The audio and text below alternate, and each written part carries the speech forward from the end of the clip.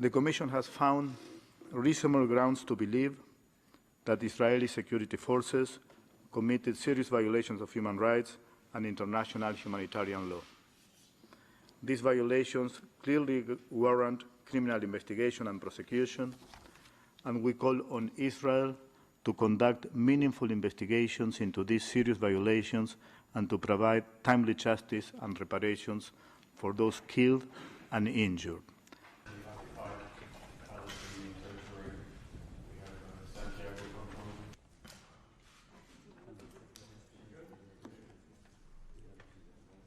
We found that 189 Palestinians were killed, 183 of them with live ammunition, and this included children, people with disabilities, journalists, and paramedics. We also found that 6,106 people were injured by Israeli snipers shooting at protesters with live ammunition. By the end of the year, 122 of these people had suffered amputations. These included 20 children. More amputations and indeed more killings and more injuries have been continuing since 2019, as you heard.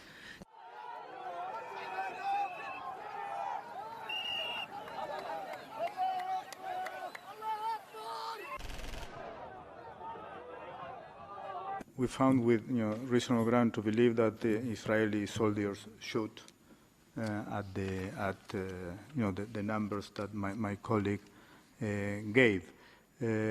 That may amount to, crimes against humanity, which is somewhat what you're reflecting by talking about a systematic approach. It may amount to that. That's for a court of law to decide.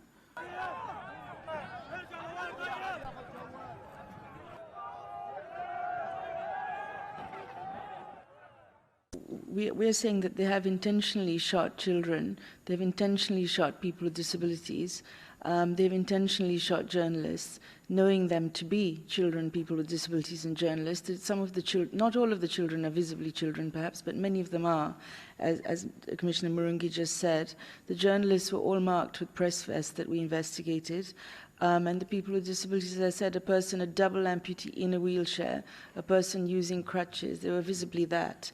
And they're being shot at by snipers who also have spotters available with them, who have very high level technology available to see who's out there in the field. One short video.